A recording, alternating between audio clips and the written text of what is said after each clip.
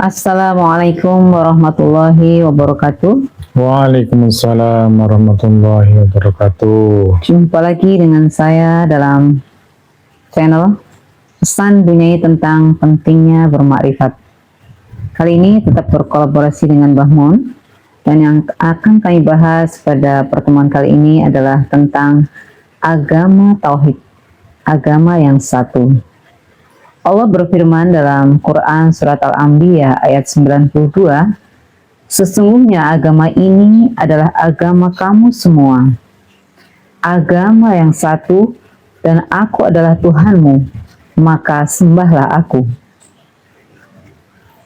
Inilah kunci tauhid, agama yang satu sejak Nabi Adam hingga Nabi Muhammad SAW, walaupun syariatnya berbeda-beda di dunia, karena beda zaman, beda bahasa, beda hukum, namun hakikatnya tetaplah satu, yaitu agama samawi, agama tauhid. Maka jangan sampai kita terpecah hanya karena perbedaan lahiriahnya saja, lahiriah duniawinya. Di atas semua perbedaan itu ada kesatuan ruhani, Tuhan yang satu, Rasul yang satu, dan tujuan ibadah yang satu. Maka kali ini saya ingin dijelaskan sama Mbah Mun tentang bagaimana sebenarnya agama samawi, agama yang satu. Monggo Mbah Mun. Terima kasih Bunyai. Ini bahasan yang sangat strategis yang bisa mempersatukan berbagai sudut pandang, bahwa ternyata Tuhan sendiri telah mendeklar bahwa ini adalah agama yang satu. Namun faktanya agama di dunia ini wujudnya beraneka ragam, pembawanya berbeda-beda, kitab sucinya berbeda-beda, dan lebih tragisnya lagi, umat terjebak ke dalam hal yang terbarukan tersebut. Inilah sesungguhnya dari hal tersebut bisa dengan mudah disimpulkan Bunyai.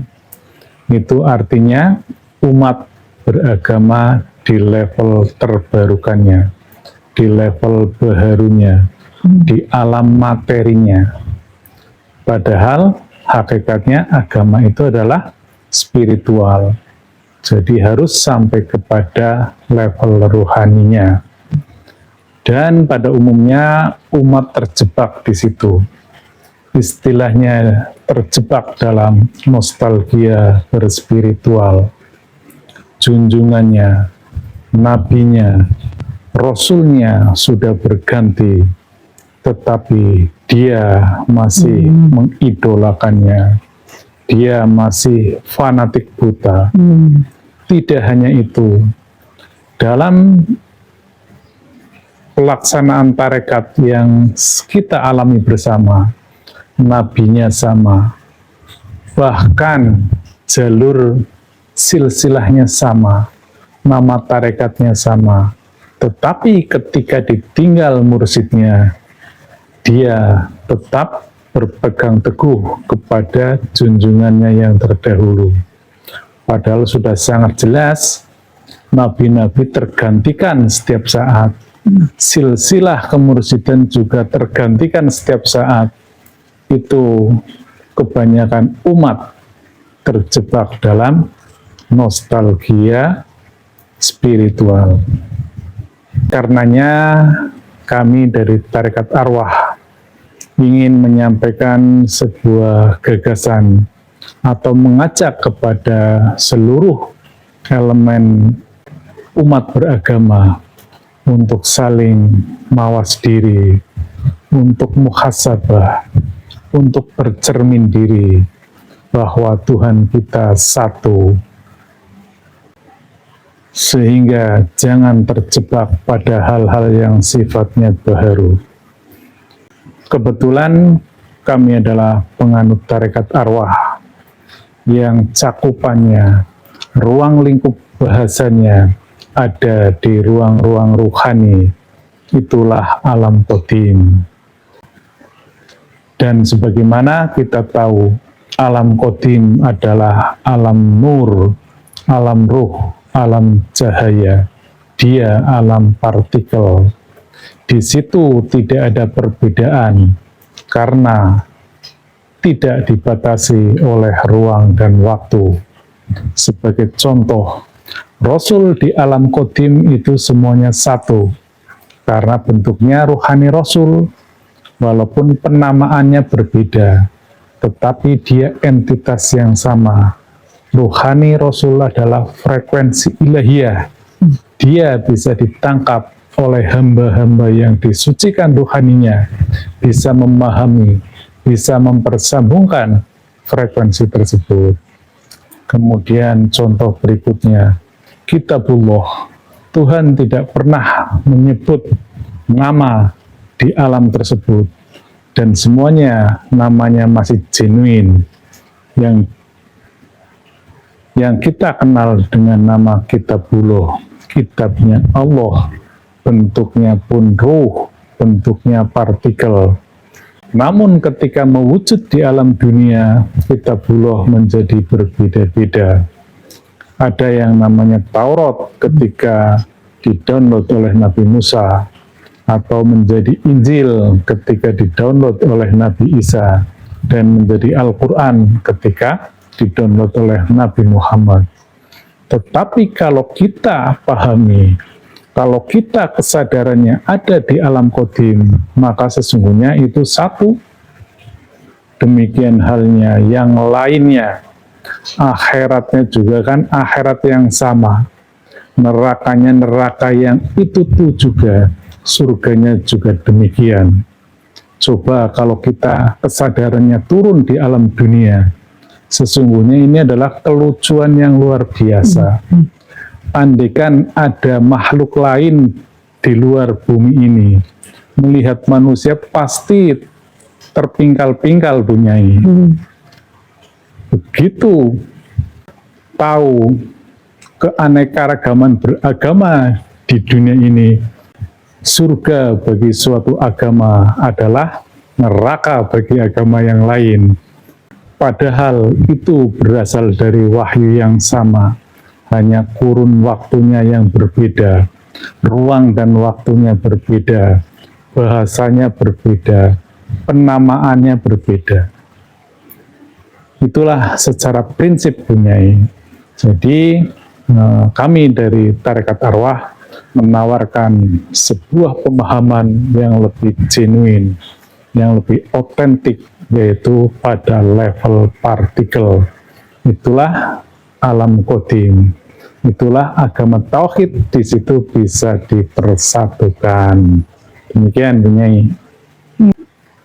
Nah, terkait dengan ini, Mbah Mun, bagaimana pengamalannya di dunia? Terkait dengan apa yang tadi Mbah Mun sampaikan. Monggo. Tentunya yang lebih presisi ya kami ambil dari perspektif agama Islam ya.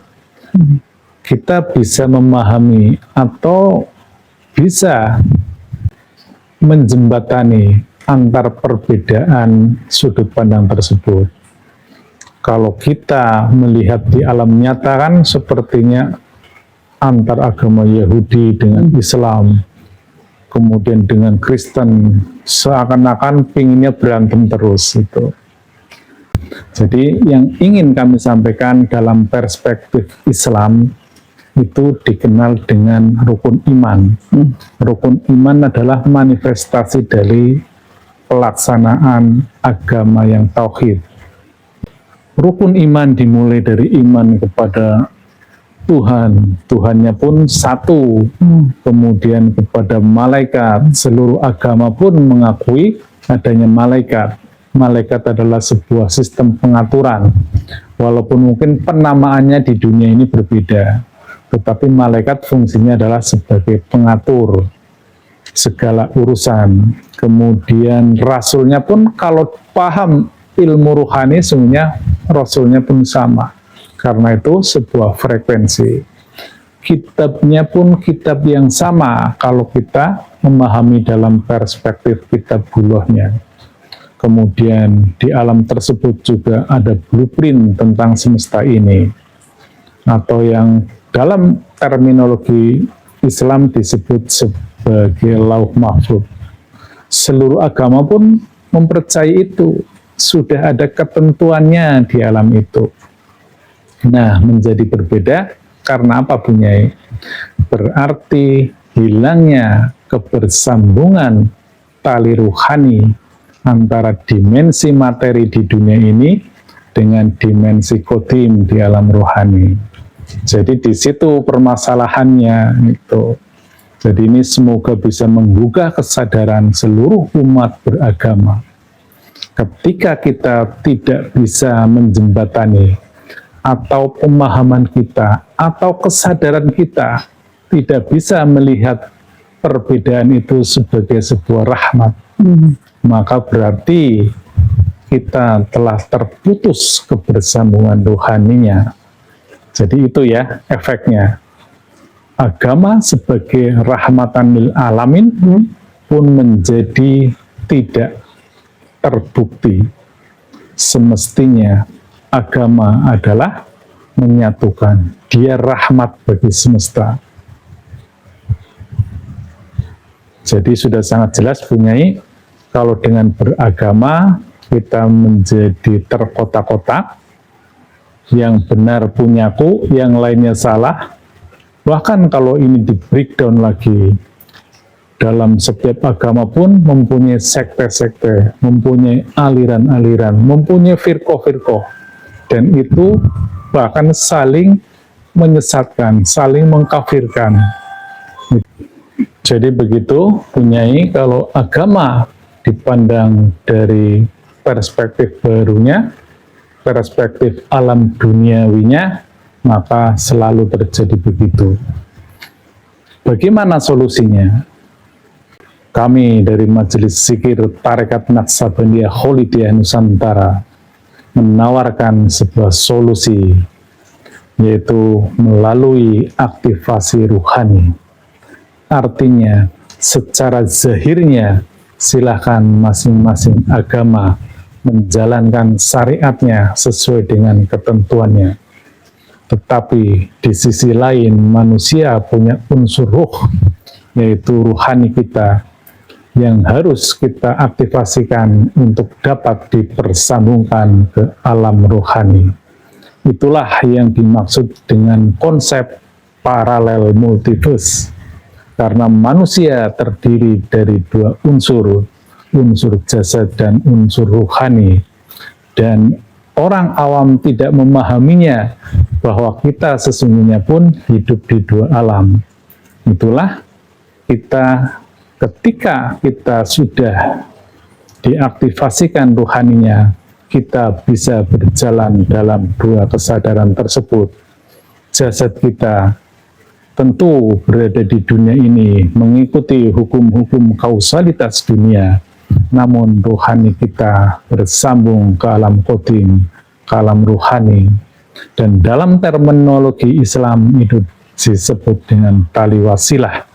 Tali wasilah adalah tali kebersambungan ruhani antara Allah di alam yang maha tinggi dengan manusia di alam dunia ini melalui adaptor dimensional.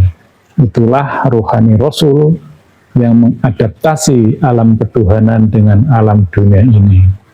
Kalau semua penganut agama mengenal ini, maka selesai sudah urusannya. Demikian, Bunyai. Ya, ini sebenarnya luar biasa ya, Mbah Mun. Implementasi dari iman yang sesungguhnya, yang secara tadi disampaikan secara tauhid, agama yang satu, agama tauhid adalah agama yang satu, dan implementasinya dari imannya itu sendiri adalah Tuhan yang satu, malaikat yang satu, kitab yang satu, ya kan? Kemudian secara syariatnya itu akan berbeda-beda, tetapi yang sesungguhnya adalah tetap kita berpegang pada rukun iman tadi, iman yang sama, dan dengan ketersambungan kepada Tuhan. Untuk syariatnya di dunia, silahkan sesuai dengan keyakinan masing-masing, begitu Mbah Mon ya? Exactly. Ya. Kemudian wujudnya dari iman yang hidup adalah menjadi rahmat bagi seluruh alam, yaitu rahmat lil alamin. Kalau iman itu benar-benar hidup, maka wujudnya di dunia adalah rahmat Allah. Ini menegaskan bahwa apa yang disampaikan Rasulullah SAW, dan tidaklah kami mengutus engkau melainkan untuk menjadi rahmat bagi seluruh alam. Ini Quran surat Al-Anbiya ayat 107. Jadi tauhid yang sejati bukan hanya kesadaran pribadi, tapi harus memancar menjadi kasih sayang dan manfaat bagi seluruh makhluk. Inilah tafsir hidup dari rahmat lil alamin. Begitu ya, Mbah Mon? Exactly. Ya. Saya kira ini sangat menggugah kita semua bahwa di alam dunia ini sebenarnya adalah kembali lagi hanya fata morgana. Yang benar adalah tadi disampaikan Mbah Munajat bahwa kita beragama adalah agama yang satu, yang sejatinya Tuhan yang satu, dan seluruhnya tuntunan yang satu, yang kemudian ketika iman itu hidup akan mencapai rahmat dan alamin. Saya kira kalau kita dapat menjalankan seluruhnya ini, mengingat kembali, mungkin tidak akan terjadi perpecahan ya Mbah Mun ya. Kalau orang beragama sudah bersambung ya tidak bakal. Itu kan karena ego. Jadi ego di masing-masing pribadi, ego kelompok, ego sektoral, ego masing-masing agama. Kalau sudah pada manusia yang sudah ma'rifat, sudah mengenal Allah, ya damai-damai saja, orang tuanya satu, kita hidup di alam yang satu, hukum duniawinya juga hukum dunia yang satu. Itu kita menjadi berbeda-beda karena mengikuti hukumnya manusia, perspektifnya manusia, cara pandang manusia. Coba kalau kita kembalikan kepada hukum-hukum Tuhan yang direpresentasikan di alam kodim, yang semuanya masih orisinil, masih bentuknya partikel dan gelombang. Jadi itu sungguhnya yang harus kita tingkatkan. Kita meningkat dari kesadaran bawah sadar, kemudian kesadaran di level sadar menjadi kesadaran di atas sadar. Itulah kesadaran rohani, kesadaran yang terbimbing oleh Tuhannya. Demikian Bu Nyai. Ini luar biasa sekali Mbah Munajat, bahwa pada prinsipnya kita sebagai manusia yang beragama adalah dapat mengimplementasikan iman kita sehingga betul-betul menjadi tujuan kita rahmat lil alamin. Saya kira itu intinya ya Mbah Mun ya, tetap tersambung dan tetap bisa mengaplikasikannya menjadi agama yang bermanfaat untuk seluruh alam tadi. Demikian yang dapat kami sampaikan pada pertemuan kali ini, dan mudah-mudahan apa yang kita sampaikan memberikan manfaat buat kita semua. Akhir kata, mohon maaf jika banyak hal yang kurang berkenan. Billahi anta maksudi wa ridhoka matlubi. Wassalamualaikum warahmatullahi wabarakatuh.